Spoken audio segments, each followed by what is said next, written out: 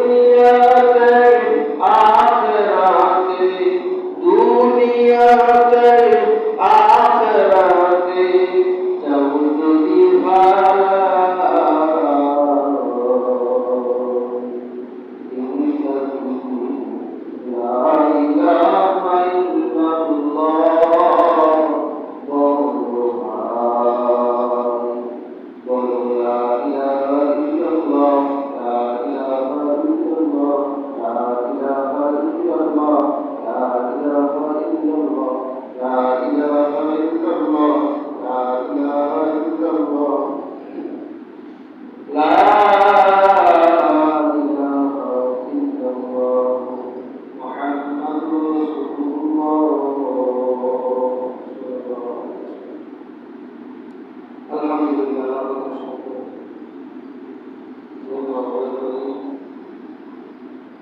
সপ্তাহ পর সবার মাসে দ্বিতীয় জুমা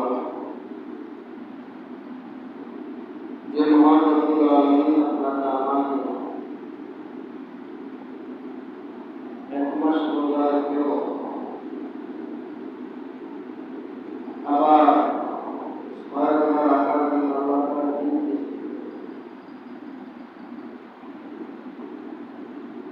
সে মহান রব্বুল আলামিন আপনাকে আমাকে সুস্থ রেখে অসুস্থ না রেখে বিপদ আপদ থেকে মুক্ত রেখে মারামারি কাটাকাটি থেকে আল্লাহ রব্বুল আলামিন আপনাকে আমাকে বাছাই করে আল্লাহ তাআলা মসজিদে জুমার নামাজ আদায় করার তৌফিক দিয়েছে। আজকে কিছু কথা শুনবার তৌফিক দিয়েছে। সেই মহান রব্বুল আলামিনের কাছে গান শুকর আলহামদুলিল্লাহ। তিনি অসুস্থ তো আজকে আল্লাহ রব্বুল আলামিনের দোকান থেকে কত কষ্ট হয়, কিন্তু আলহামদুলিল্লাহ মোটামুটি বড় সুস্থ। এখন তো একটা গরমেরই মার যে যাকে বলছে সে জ্বর থাকে আবহাওয়া চেঞ্জ মানুষের জলজারি শুরু হয়ে গেছে, অসুখ বিসুখ হয়েছে। রমজানের ভিতরে সবাই কাজ করা দিয়েছে আলাদা।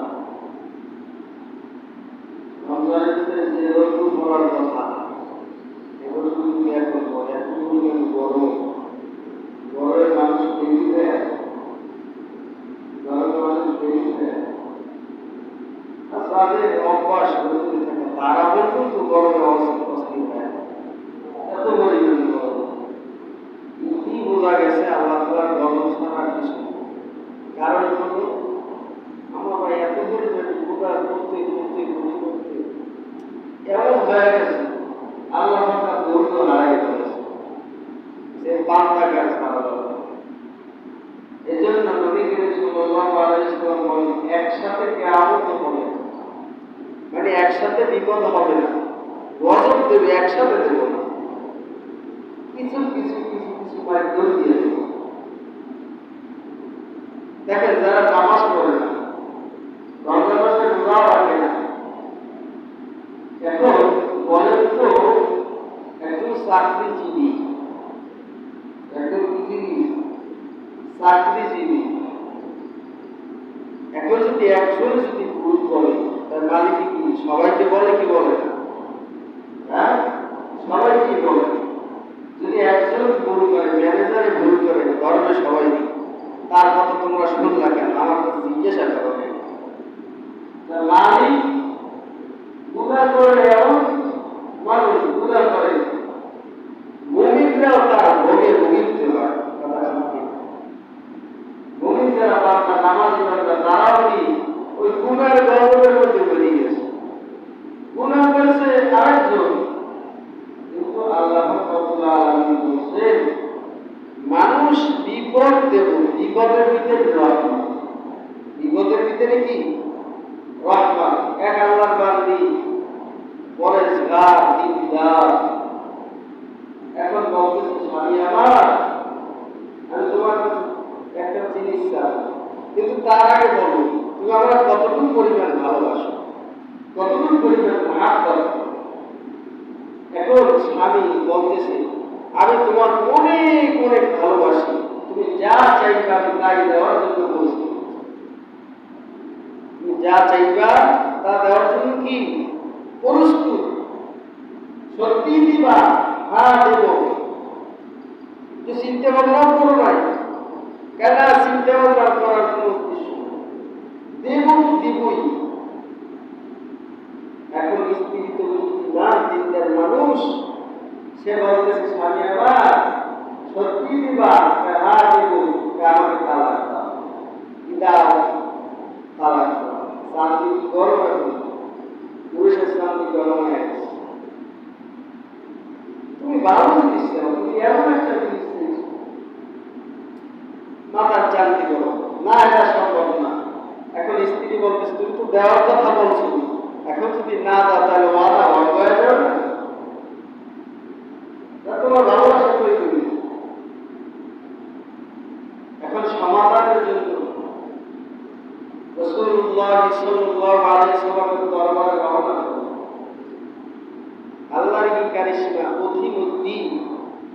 স্বামী ওষুধ খেয়ে পরে পাও ভেঙে গেছে, খেয়ে গেছে পাও ভেঙে গেছে। এখন তোর বলতেছে, ও আল্লাহ, কি করলো আমাদের ঘর, ব্যথার যন্ত্রণা শুরু করতে পারি, আমার পাও ভেঙে গেছে। এখন স্ত্রী বলতেছে, বাড়ি চলো, তোমার কথা আমি উঠিয়ে নিলাম, উঠে নিলাম, তোমার কথা আমি উঠে নিলাম। এখন বাসায় যাওয়ার পর বলতেছে, স্বামী বলতেছে, স্ত্রী তুমি যে আমাকে এই কথা জিজ্ঞাসা করো, কারণ কি? আমি যে ঘরের ভিতরে রহমত নাই, যে ঘরের ভিতরে বিপদ নাই, যে ঘরের ভিতরে রহমত নাই, ওই ঘরে আমি থাকতে চাই না। যে ঘরে বিপদ আছে সে ঘরে রহমত আছে, যে ঘরে বিপদ নাই সে ঘরে কি নেই, রহমতও নাই। আমি এই ঘরে থাকতে চাই না, এই জন্য এই কৌশল আমি সাজাইলাম।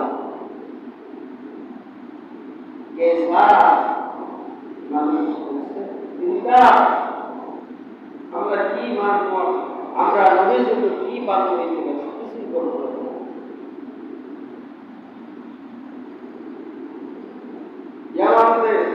ইয়ামান দেশের একটা ঘটনা আল্লামা রুমি রহমাতুল্লাহ আলাইহি লিখছেন। সে বলছেন, এক আল্লাহর বান্দী অনেক কাফের বেঈমান মুশরিক কাফের সব লোকদেরকে বলতে আমার পায়ে সিজদা করো। কি করো? সিজদা করো, নাহলে আগুনের ভিতরে ফেলানো হবে। কি ভিতরে ফেলানো হবে? সিজদা সে করবো না, তাই কি ভিতরে ফেলানো হবে? আগুনের ভিতরে ফেলানো হবে। আল্লাহর বান্দী সে চিন্তা করতেছে, হঠাৎ করিয়া তার কাছে খবর আসলো, বাদশাহ ডাকতেছে। বাদশাহ ডাকতেছে, আল্লাহর বান্দা ছোট বাচ্চা নিয়ে জিকির করতেছে। এর ভিতরে ছোট বাচ্চা ডাকতেছে, তাদের কাহিনী ডাকতেছে, আল্লাহর বান্দী হাজির, আল্লাহর বান্দী হাজির হয়। ও মুসলমান, চিন্তা করে দেখো, যে নবী শুনলেন যে জন্য একবার চিন্তা করিয়া দেখো, তুমি করেছি ভালো করে রাখতে, এখানে আমি তুমি করেছি, আমরা জানি ভালো করে যাই।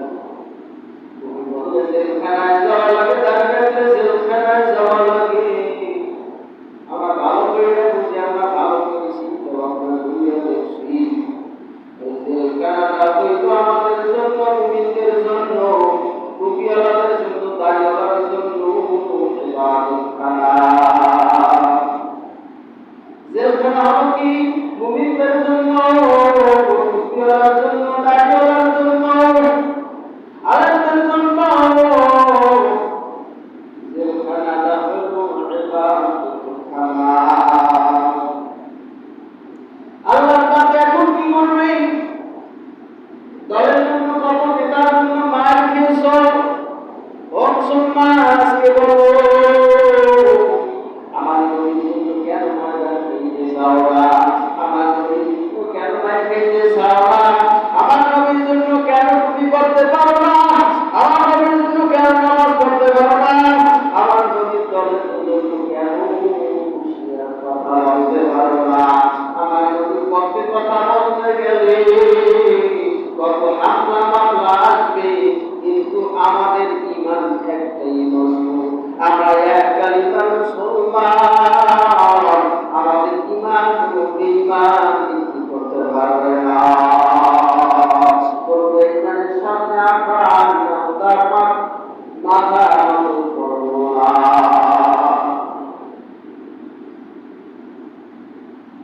বেঈমান বাদশাহ কি করলো? ডাক্তার বলতেছে সিজদা কর।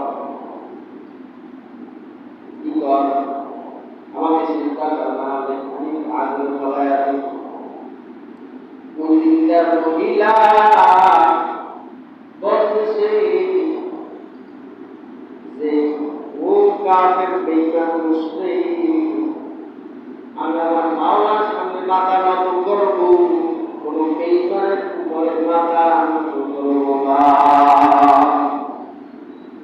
আল্লাহর বান্দা কি করবো? কয় না, মাথা নত করব না, একমাত্র মাথা নত করবো আল্লাহর উপরে, তোর উপরে মাথা নত করবো না। তুই আমাকে কি পরীক্ষা দিবে? পরীক্ষা সব পাস করবো, ফেল করবো।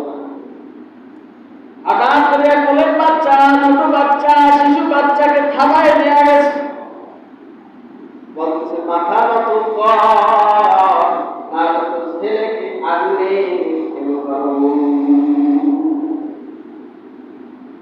আমার বাচ্চাকে আগুনে ফেল, কোনো সমস্যা নাই, আমাকে ফেলাই যাবে, কোনো সমস্যা নাই, তারপরে তোর উপরে মাথা নত করবো না।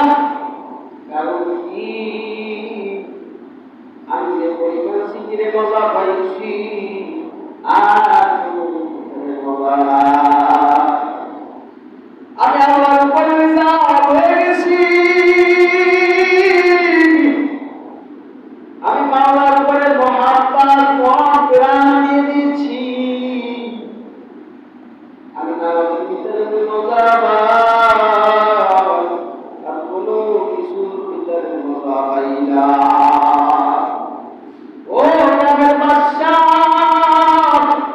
হঠাৎ করিয়া ওই বাচ্চাটাকে আগুনের ভিতরে নিক্ষেপ করে দিল। আগুনের ভিতরে নিক্ষেপ করার পর এখন বলতেছে, ও মাওলা, তুমি আমাকে কি পরীক্ষা করতে পারো? ও মাওলা, তুমি ইচ্ছা করতে পারো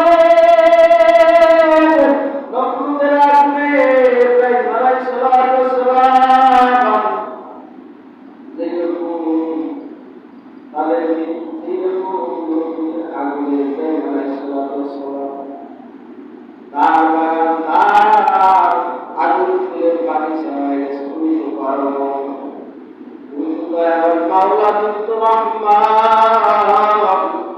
তুমি তো রহিম, তুমি তো গফফার, তুমি তো মুস্তাগফির, তুমি তো পারো মাওলা। অতিমধ্যে আগুনের ভিতর থেকে বাচ্চা আল্লাহর কুদরতে কথা বলতেছে, মা,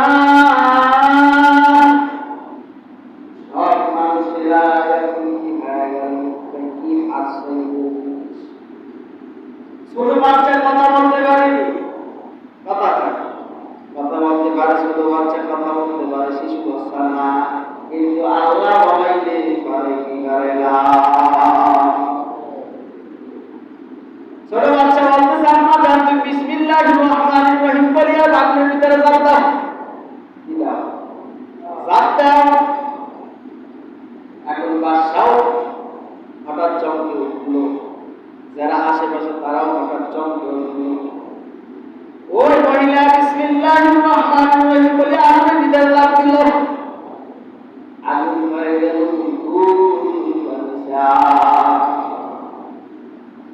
আগুন হলো কি? ফুল বাগিচা হয়ে গেল। মার ছেলে আল্লাহর জিকির করতেছে আগুনের ভিতরে বৈশা।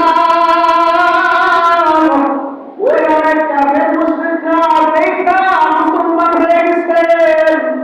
ও মুসলমান, আজকে নবীর জন্য, এত পরিমাণ দলের জন্য, নেতার জন্য, আওয়ামী লীগ বুঝি না, বিএনপি বুঝি না রে বাবা, দলের জন্য তুমি সব একুশটা উদ্দেশ্যে খাইতে পারছো,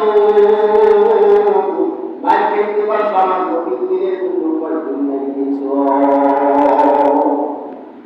আমার দিনের জন্য, আমার নবীর দিনের জন্য পায়ের জায়গায় তুমি শহীদ হয়েছো। ও মুসলমান,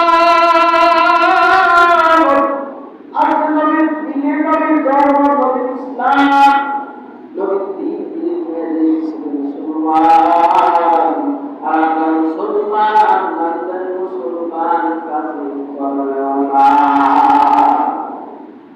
আর ওদিকে পয়সা বলতেছে সে আসাই তখন মাঝে ভিতরে নাইমা তাকে পুলিশ কি দেখে, যে আসাই পুলিশ দেখবে আমরা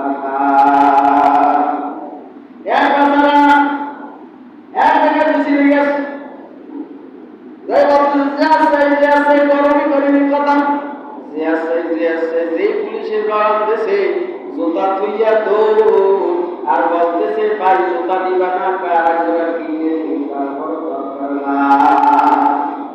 এই নবীর দিনের জন্য কয়দিন তুমি ঘুমাইতে পারো না, নবীর দিনের জন্য কয়দিন তুমি না খেয়ে রয়েছো। আবু বকর নবীর দিনের জন্য কত কষ্ট করেছে। দুই বন্ধু ব্যবসা করত, কি করত? ব্যবসা করত। এখন বন্ধু বলতেছে মাঝে মাঝে মাঝে মাঝে সব সময় নবীর দরবারে এসে সময় লাগাইতেন আবু বকর। এখন এক বন্ধু তার বন্ধু বলতেছে, এই আবু বকর খাও খাও, অল্প ধর্মে লইয়া সময় লাগাইতেন। এখন আবু বকর ডাক দিয়া বলে, যারা দিন বুঝে না তাদের কাছে সময় কি? যারা সঠিক পথে নাই তারা কি সময় মূল্যায়ন করে? মুসলমান, নবী করিম সাল্লাল্লাহু আলাইহি ওয়াসাল্লাম কত কষ্ট করলেন রে বাবা। নবী করিম সাল্লাল্লাহু আলাইহি ওয়াসাল্লাম একদিন হঠাৎ করিয়া আয়েশা রাদিয়াল্লাহু তাআলা আনহার ঘরে এসে বলতেছে, আয়েশা আমাকে আজকে একটু ছুটি দিতে পারবে? একটু ছুটি দিবা, আজকে রাতের জন্য ছুটি কে চায়? নবী চায়।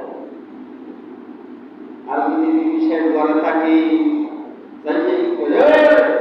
খাওয়ার সময়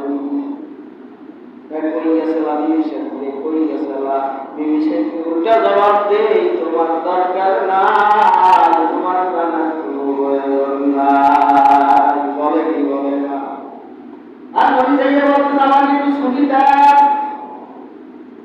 এখন আয়েশা রাদিয়াল্লাহু তাআলা আনহা বলছেন যে নবী ছুটি চেয়েছেন বলে আমার ছুটি দিল। দেখতেছে তার ঘরের কিনা লাই বাকি যায় না বাসিয়া এমন নামাজ দাঁড়াইলে সূরা বাকারা শুরু করলেন। সূরা বাকারা শুরু করিয়া শেষ করলেন, কোনো কায়দা নাই, অর্ধেক হয়ে গেছে। কোরআন সেই অর্ধেক হইতে পারাইছে। তারপর কেবল রুকুতে যায়, কোরআন শরীফ কইরা কেবল বাকারা শেষ করছেন, কোরআন শরীফ অর্ধেক শেষ কইরা কেবল রুকুতে যায়। একটা সিজদা কেবল মাত্র দিয়েছে, নদী থেকে আয়েশা বেলাল ডাকতে, হুজুর নামাজের জন্য তৈরি হবেন। নবী এমন কাদাই কাঁদলেন, আমরা নবীর উম্মত হইয়া নবীর জন্য পাগল হইতে পারি না, নবীর জন্য জীবন দিতে পারি না। যে নবী কত কষ্ট করে মারিতে, কত সাহাবা কিরাম শহীদ হয়েছে, কত সাহাবা কিরাম। হানজালা রাদিয়াল্লাহু তাআলা, হানজালাকে নবীজির 10 জন সাহাবীর মধ্যে কিন্তু তার হানজালার নাম ছিল না, কিন্তু এমন হানজালা পাগল। হানজালা নতুন বিবাহ কইরা কেবল বাসর করেছেন। হানজালা নবী শুনতেছে, ওদিক থেকে আওয়াজ আসতেছে, নবী নাই, নবী নাই। নবী গোসলের দিকে রওনা করছেন, সব কাপড় চুপড়ি দিয়ে বলতেছে, এগুলা দাও, আমার খোলা তরবারি দিয়ে দাও। দিয়া রওনা কইরা কাফেরের মোকাবেলা করার জন্য গেলেন। অতিমধ্যে হামজা ওই জায়গায় শহীদ হয়ে গেলেন। এখন নবী আলাইহিস সালাতু ওয়াস সালাম যখন যুদ্ধ শেষ হয়ে গেল, বলতেছে আমাদের দরবারে যারা আমাদের সাহাবা কয়জন কি হয়ে গেল, শহীদ হয়ে গেল। অতিমধ্যে এক মহিলা হঠাৎ বলতেছে, ইয়া রাসূলুল্লাহ, ইয়া হাবিবাল্লাহ, একটু আমার কথা শুনে। এখন বলতেছে, আমার স্বামী হানজালা আপনার খবর পেয়ে, আপনার শোনার কথা শুনে, আপনার কথা নিয়া এই আমার স্বামী গোসলের দিকে রওনা করছেন, নতুন বিবাহ করছেন, বাসর হয়েছে, কিন্তু ফরজ গোসল এখন পর্যন্ত করতে পারে না। তার আগে শুনতেছেন নবী দুনিয়ায় নাই, আপনার কথা শোনার মাত্রই আপনার পাগল হামজালা তরবার নিয়ে এই ময়দানে এসে সুন্দর ময়দানে আইসা হামজালা শহীদ হয়ে গেছে। ফরজ গোসল করাইয়া তার মর্যাদা দিয়ে অধিপতি আল্লাহ কি কারিশমা, জিবরাইল আলাইহিস সালাম নবীর কাছে আসলেন।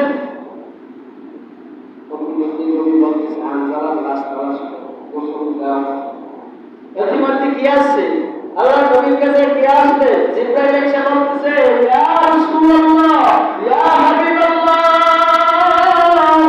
আপনার হামজালার গোসল জান্নাতের পানি দ্বারা হয়ে গেছে।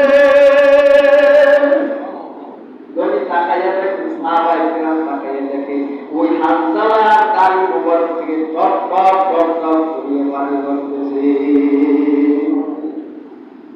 কেমন হামজালা পাগল ছিল, আর আমরা তো নবীর উম্মত, এত পরিমাণ গজব হয়, এত পরিমাণ ঠাড়া করে, এত পরিমাণ গজবের কাপড় মুসলমান শেষ পর্যন্ত হিসেবে আমরা পাইছে গেছি।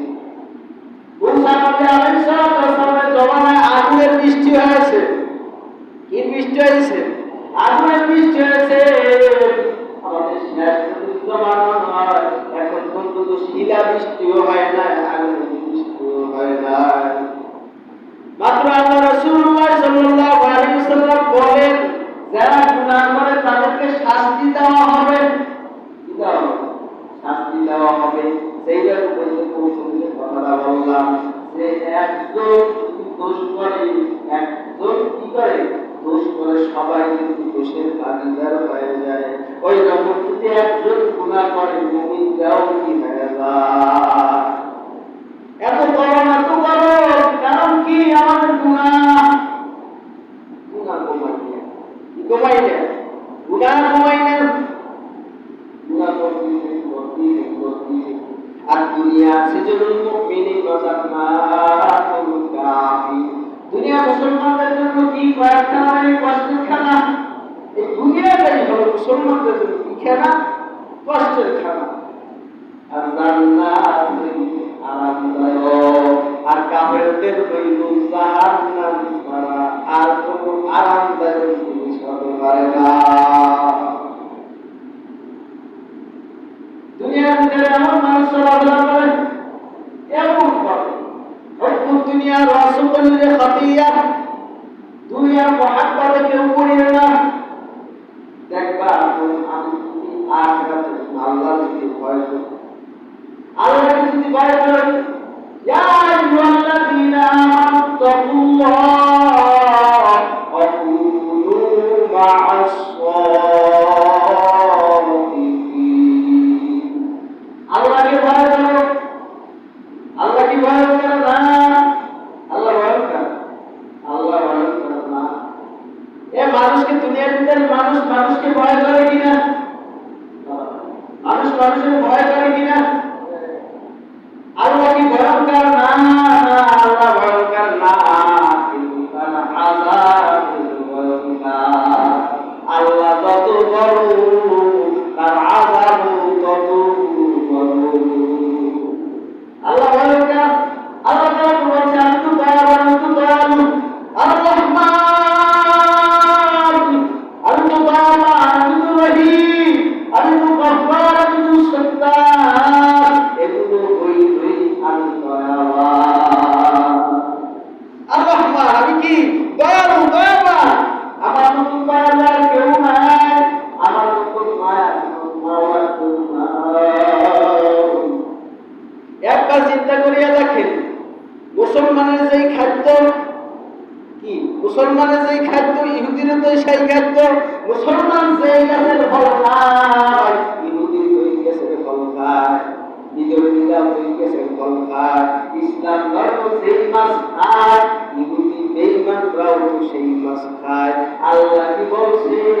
বান্দা খা খা খা, কোনো বাধা নাই, কিন্তু সময় ধরা পড়বি, সেই সময় আর কোনো কাজ হবে না। এ আপনি তো এই নাম সিটি আছে, জেলখানা আছে, থানা আছে, এই থানার ভিতরে কেস হয় কি হয় না, মামলা হয় কি হয় না, ওই মামলা আবার 5-10 বছর পর টাকা দিলে আবার তাজা হয়। কি হয়? টাকা যদি ছাড় কি হয়? তাজা হয়। আর আমাদের একটা এই যে কিয়ামতের মামলা বিচার করবে অগ্রদিন, অর্ধেক দিনের ভিতরে, ফজর থেকে জোহরের ভিতরে বিচার শেষ। কেমন মামলা, অর্ধেক দিনের ভিতরে কি হয়ে গেছে, বিচার শেষ হয়ে গেছে। আর আপনাদের এই যে নরসিটি, এই একটা মামলা যদি হয় 5 বছর পর আবার তাজা হয়, আর বান্দা তুমি এখন গুনাহ করতেছো, মামলা তো একটাই, বাজবা 5টা মামলায় বাজবা। 1 নাম্বার মামলার নাম হইল কবর,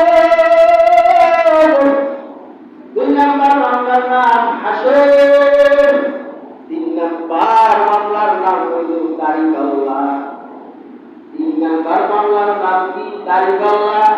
4 নাম্বার মামলার নাম কি?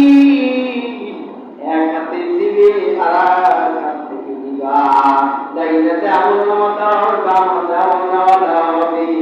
5 নাম্বার মুসিবত পার দিতে হবে। এই 5টা মামলা সবসময় দাঁড়াই রয়েছে।